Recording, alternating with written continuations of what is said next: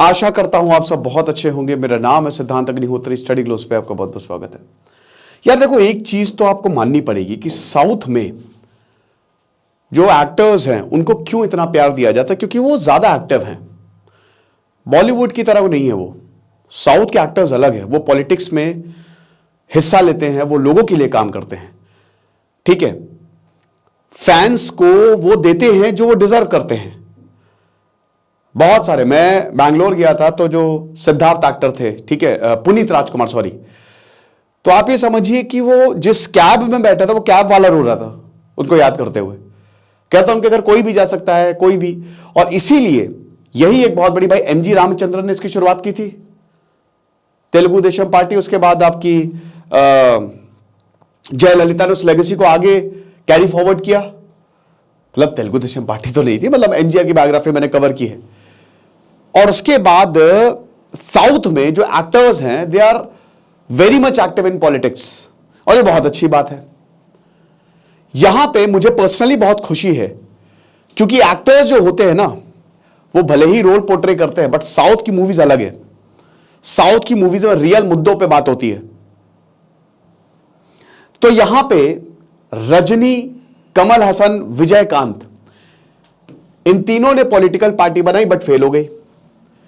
और अब 2026 में इलेक्शंस हैं, तमिलनाडु की बात कर रहा हूं मैं। विजय ने अपनी पार्टी बनाई है। तो सुपरस्टार, तमिल सुपरस्टार, बॉलीवुड के सुपरस्टार विजय ने अपनी पार्टी बनाई। इनकी पहली पिक्चर थी वेत्री, मतलब विक्ट्री। सो TVK, तमिजा वेत्री कजम, कजगम वैसे भी आपको सारी DMK AIDMK ये हो गई। तो बेसिकली ये इनकी पार्टी है, तमिजा वेत्री कजगम। बट आज हम बात करेंगे विजय की जो पार्टी है वो क्या सीख सकती है, विजय क्या सीख सकते हैं। बहुत अच्छा एडिटोरियल मुझे लगा टाइम्स ऑफ इंडिया का, और इसमें उन सब लोगों के लिए लेसन है जो पॉलिटिक्स में आना चाह रहे हैं। तो सबसे पहली बात तो यह है कि 40 साल पहले इनकी डेब्यू फिल्म थी वेत्री, और विजय ने अपनी इसी नाम से अपनी पॉलिटिकल पार्टी को लॉन्च किया है। अब देखिए, धीमे धीमे ये पॉलिटिक्स ये दिशा पकड़ेगी। अपनी पॉलिटिकल पार्टी लॉन्च करना ये बहुत बड़ा एक निर्णय होता है। मैंने क्या बताया, MGR और जयललिता को छोड़ दे तो कोई भी फिल्म स्टार बहुत बड़ा पॉलिटिशियन नहीं बन पाया। रजनीकांत ने ट्राई किया, रजनीकांत से क्या सीख सकते हैं यहां पे विजय। कमल हसन ने ट्राई किया, विजयकांत ने ट्राई किया, बट वो सक्सेस नहीं पा पाए। तो यहां पे विजय जो है, हम बात करेंगे इन तीनों स्टार की, रजनीकांत, कमल हसन और विजयकांत, क्या लेसन्स यहां पे विजय सीख सकते हैं। तो सबसे पहले तो रजनीकांत की बात करेंगे, लेकिन उससे पहले हमारे शानदार UPSC कोर्स जो कि परसों से शुरू हो रहा है। 11 फरवरी से हम क्लास शुरू करें, तो अब आपके पास वक्त बहुत कम है। 770 रुपए का कोर्स, हम बैच क्लोज करेंगे कल। 200+ घंटे लाइव सेशन, टेस्ट सीरीज आपको मिलेगी, करंट अफेयर्स, CSAT। देर मत करिए। रजनीकांत की प्रॉब्लम क्या हुई, रजनीकांत के पास दो बहुत बड़े मौके हैं। एक बार 1996 पे, 1996, और एक अभी आया।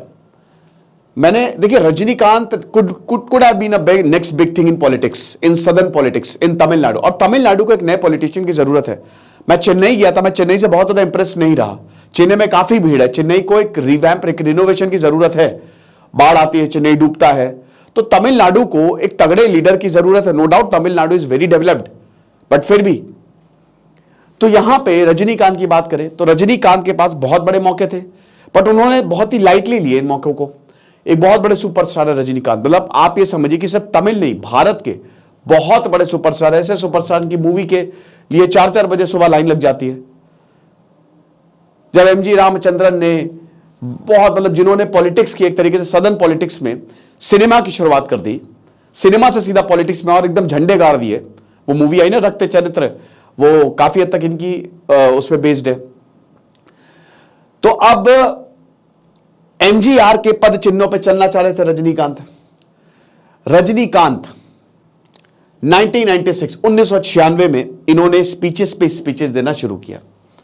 इन्होंने सीधा जयललिता को टारगेट किया, और जयललिता को सीधा बोला कि अगर ये पावर में आ गई तो भगवान भी तमिलनाडु को नहीं बचा सकता। और आपको बता दो कि सिर्फ इस वजह से, इस मूवमेंट, इस स्पीच की वजह से जयललिता इलेक्शन हार गई थी।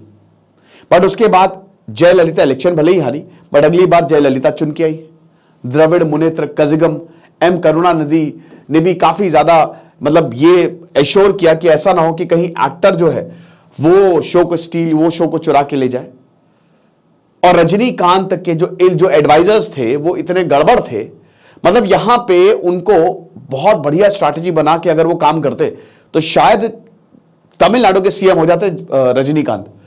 बट पता नहीं क्या उनको एडवाइस किया कि एकदम से एक स्पीच देने के बाद वो गायब ही हो गए, वो अपने सिनेमा में लग गए और पॉलिटिक्स को भी उन्होंने बहुत ज्यादा सीरियसली लिया नहीं, जिसका नतीजा ये हुआ कि उनको हार का सामना करना पड़ा और वापस से जयललिता जो है वो पावर में आ गई।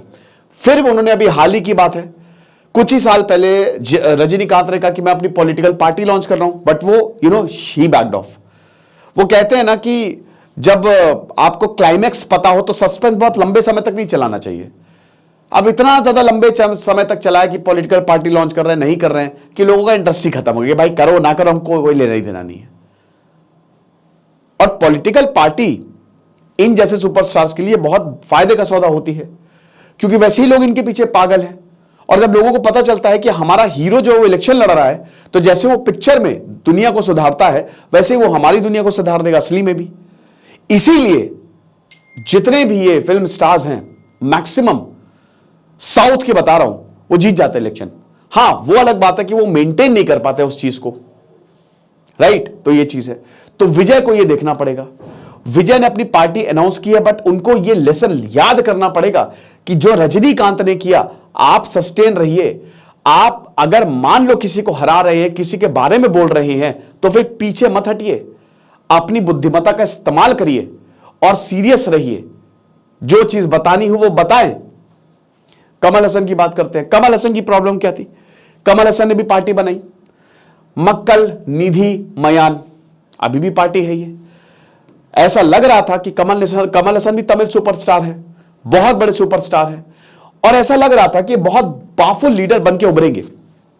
कमल हसन कुछ काम करेंगे और तगड़ा काम करेंगे, बढ़िया काम करेंगे। बट प्रॉब्लम क्या हुई कि ये मोनोलिथिक पार्टी बन के रह गई। मतलब कमल हसन ने सिर्फ कमल हसन ही थे, इन्होंने सिर्फ अपने आप को ही प्रोजेक्ट किया कि भैया हम ही हैं, और बाकी लोगों को इन्होंने, जो आर महेंद्र, ठीक है ना, सबसे पहले जो वाइस प्रेसिडेंट थे, भाई मतलब एक तरीके से इन्होंने कहा कि भाई देखो मेरी बात मानी जाएगी, या जो पर्दे के सामने तो कमल हसन ही थे, तो सिर्फ कमल हसन ही दिखाई दे रहे थे। इसमें कोई बुराई नहीं है, आपको एक चेहरा चाहिए, बट आपको एक पूरी आर्मी भी चाहिए पीछे खड़े होने के लिए।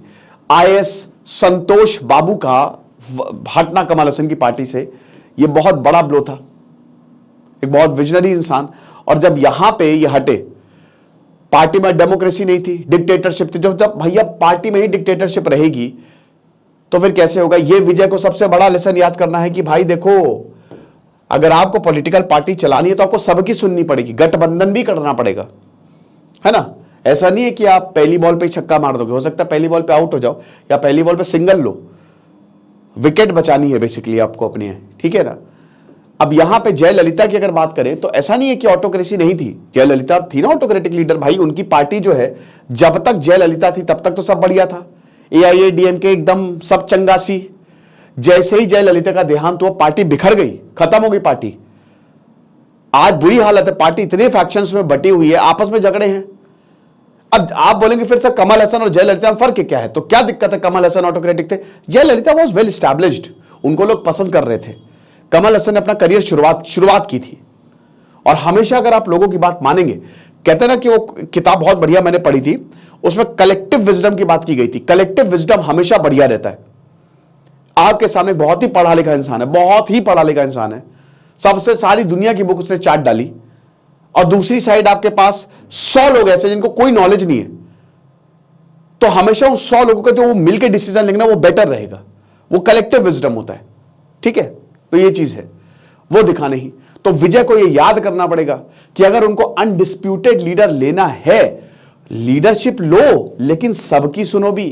पॉलिटिकल क्राइसिस में कैसे एक्ट करना है, क्योंकि ये मूवी नहीं है, ये रील नहीं है, ये रियल लाइफ है। तो ये चीज उनको समझनी पड़ेगी, डिसेंट्रलाइजेशन करना पड़ेगा, जरूरी है। विजयकांत की बात करते हैं। 2006 में इन्होंने अकेले इलेक्शन लड़ लिया, विजयकांत। अब 8.5% इनको वोट मिले थे, DMDK, है ना। देसिया मोरपुक्कू द्रविड़ कसगम, जो विजयकांत एक वो भी बहुत बड़े सुपरस्टार तमिल के, बहुत बढ़िया है। अब पनरुति एस रामचंद्रन, बड़े बड़े लोगों को, नामी गिरामी लोगों को इन्होंने अपनी पार्टी में इनवाइट किया और इनकी पार्टी ने अच्छा काम भी किया। लेकिन प्रॉब्लम क्या हुई भाई, ये सिंपल सी बात है, जयललिता के साथ आ गए, एंटी करप्शन प्लान पे आ गए। आप अल्टरनेटिव देने आए हो कि आप साथ में मिलने आए हो? विजयकांत को ये नहीं करना है, लोगों को चेंज चाहिए। जब लोग देखते हैं जिनको उन्होंने बहुत प्यार दिया वो जाके उन्हीं लोगों से मिल गए हैं जिनको वो नहीं देखना चाह रहे, तो फायदा क्या है? फिर तो लोगों का भरोसा ही टूटेगा।